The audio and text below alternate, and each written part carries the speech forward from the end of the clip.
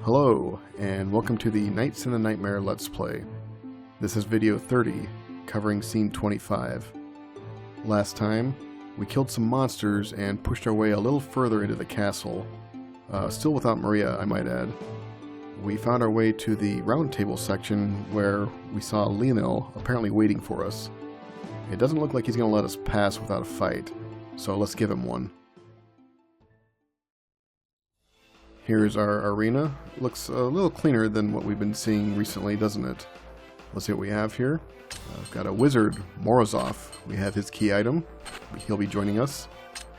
At Kajia, we have her key item as well, a duelist.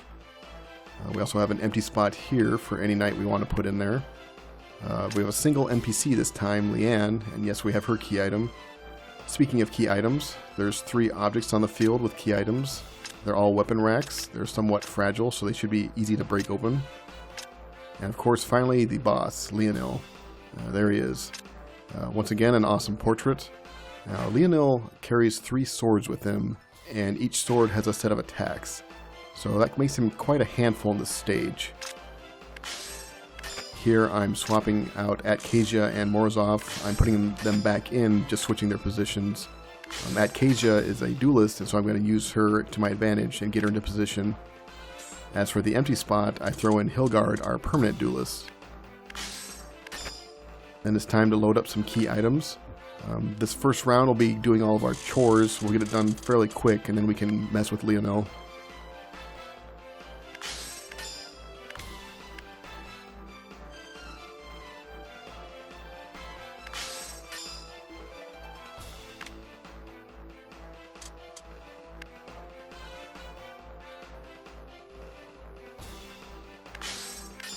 Alright, 3 of our 4 key items now in our inventory. Let's get a weapon for Hilgard. And with that, we're ready to begin.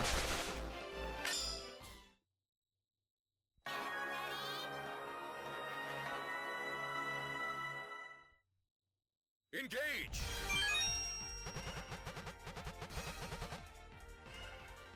Reinhardt is a lance knight that we've recruited.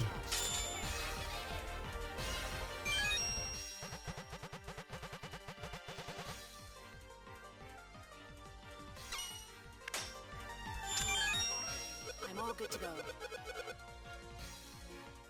At Kajia is referring to the lance knight we recruited a few scenes ago, the one that liked cheese.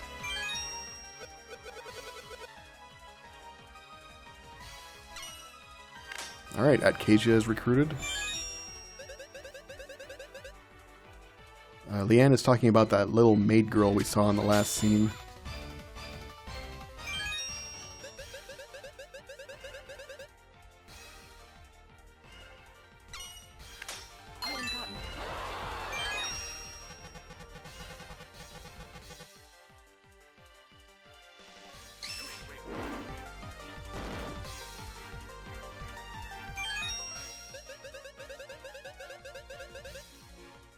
Of course, Hilgard's referring to the tragedy at the castle.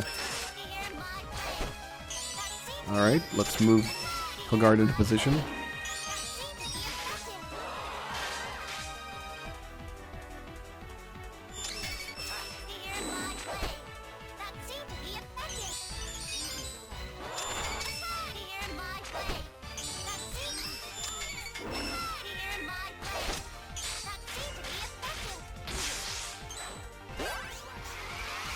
Leonil is summoning a monster, and I just have no patience for that. I can't deal with that on top of all the stuff he's going to throw at us. You'll be shocked to know that the monster he summons is the sword monster.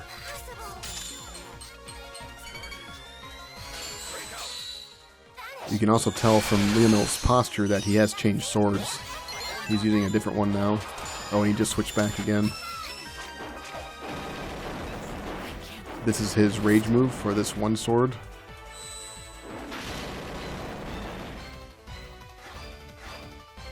Leonil's rage meter seems to fill up pretty quick, which would be in character for him. Alright, at this point there's really nothing more for me to do except maybe get a few gems.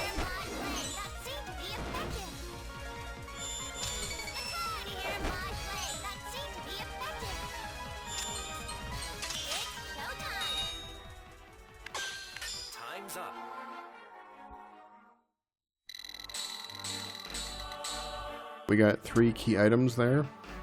We're gonna swap out Hilgard and throw in Johann, and then destroy those weapon racks.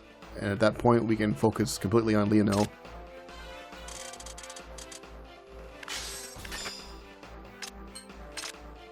Out comes Atkasia, and I throw in Dreas. That's a good elevated position for him to perch.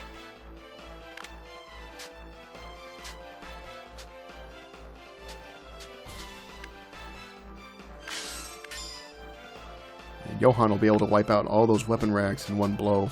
Pretty convenient.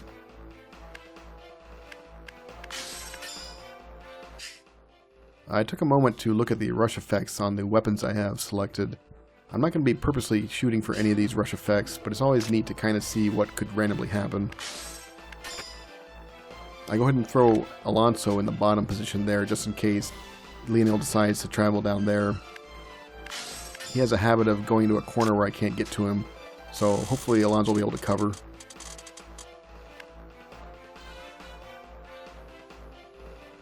The final key item for the stage is Leonil's.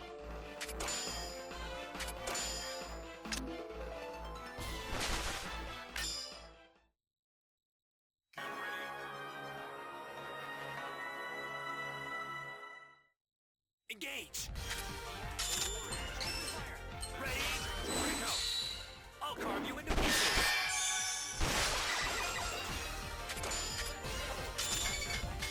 You're gonna get it! Break out! Set my enemy ablaze! It worked! Enable. Good sign.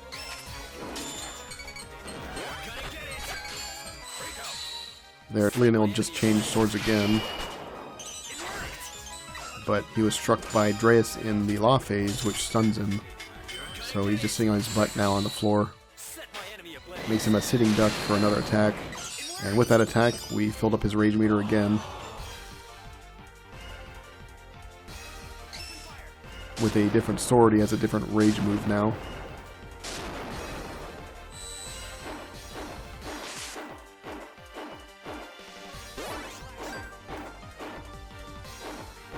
And once again, he has switched his sword.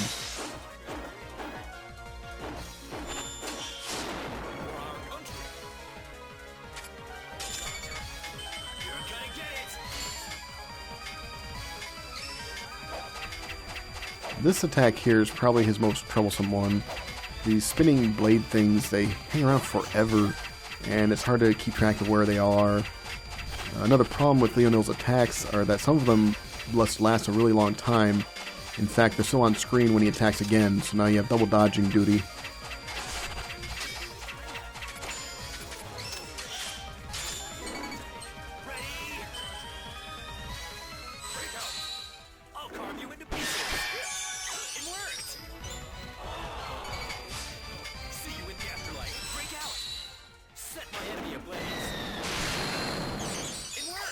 And once again, his rage meter is full.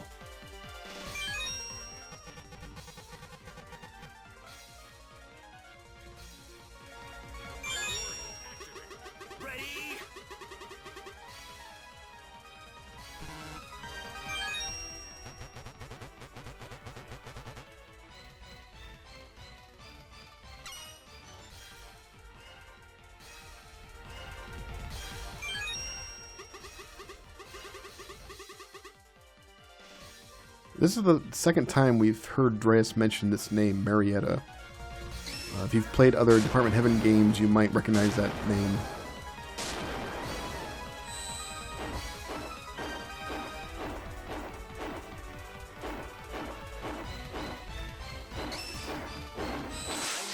Oh, this is not very sporting.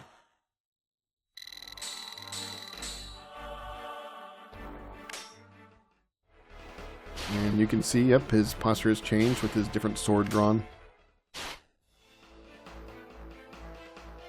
Okay, we're ready to get down to business. Out comes Johann, in goes Liz, our ringer. And I throw on the Venus Wand.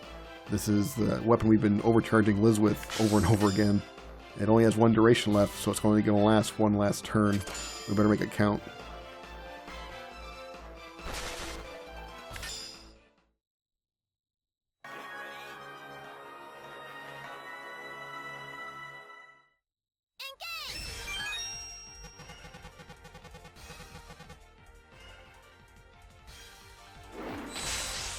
I hate that move. And I begin charging Liz, but before I can get the overcharge, he starts to summon, so I have to abandon the overcharge so I can hit him really quick and interrupt it.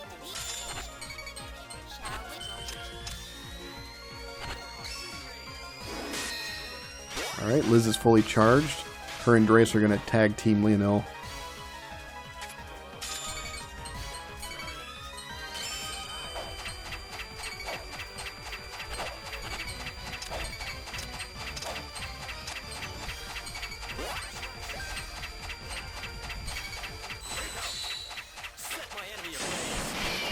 Leonil got hit in Law Phase by an archer. He's stunned, so he's a sitting duck for Liz. And that hurt bad. Good job, guys.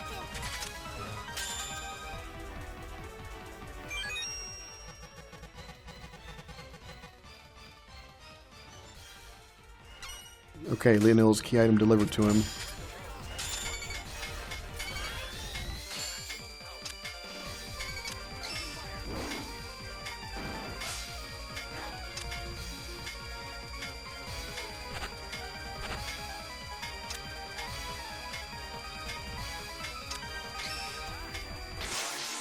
Oh.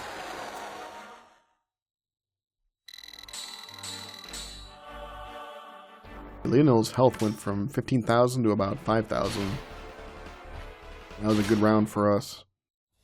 The weapon racks have respawned, and they contain only weapons, no key items.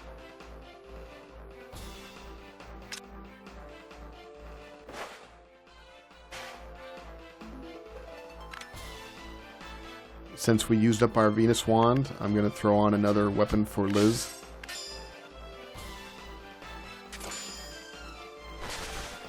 And there's nothing left to do but put him to bed.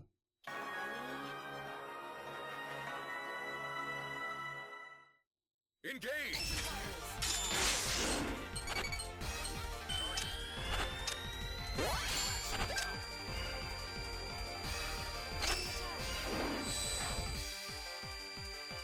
Break out!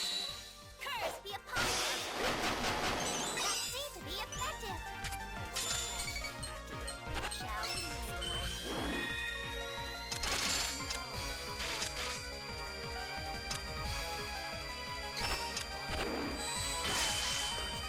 Don't know why I felt the need to run into that. Curse the opponent! And down goes Leonil. We've won!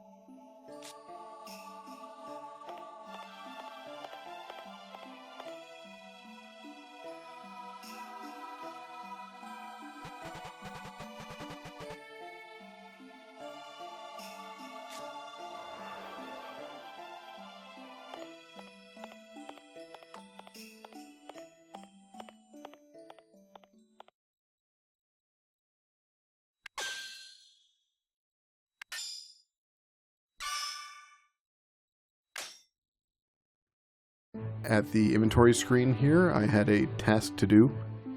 We have a new permanent wizard now, Freeber. He was voted on the thread, and so he is going to be our wizard we carry throughout the rest of the game. Now the problem with him is that he's a low level. I haven't used him since we first recruited him. He has plenty of vitality. Look, he has 51 vitality, and that should last him a long time. Unfortunately, he's only level 10, and that's going to restrict what weapons he can equip. So in order to make him more versatile, I wanted to give him a Transsoul. I went through the ranks, and it looked like Reinhardt was a good match.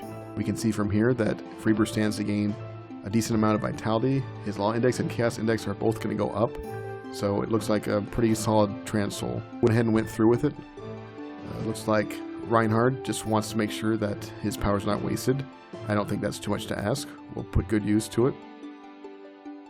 And Freeber responds with, I'll use this power to protect the people. His maximum level has been raised to 19, and he also raised up to that level, so he's once again maxed out. However, he should be able to equip quite a few more weapons now. And the next screen we can see, yep, his vitality went up by 7.23, not too shabby. And both Law Index and Chaos Index went up by 5. So he's doing pretty good. That should keep him going for a little bit longer. Alright, let's move on.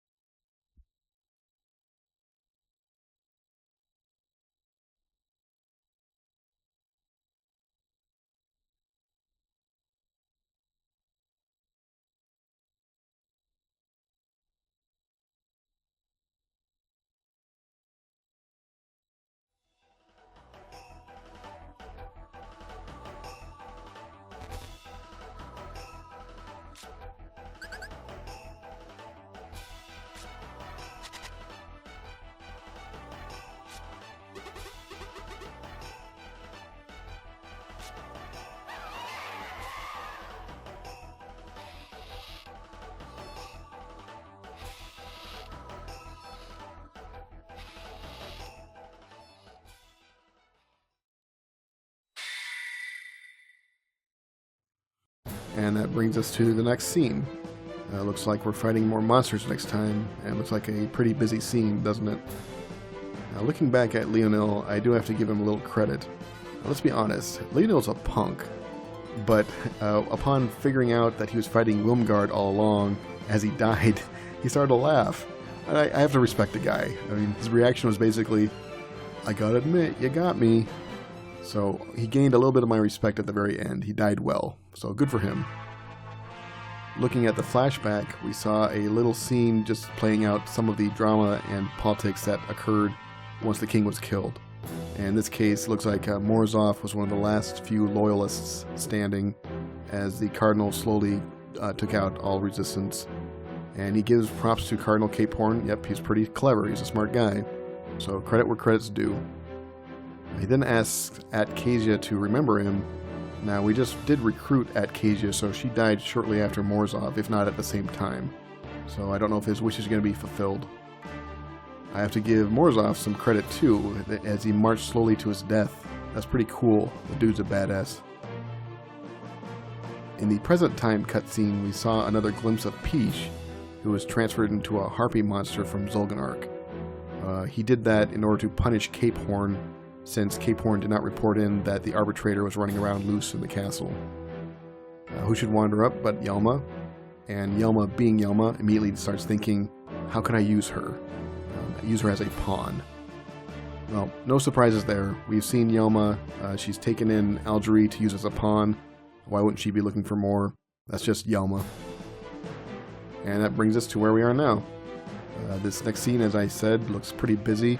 I see 4 objects to get key items out of, 2 of which are those damn gargoyle statues that are going to be firing at us. So it looks like it's going to be more fun and games. Thanks for watching, and I'll see you next time.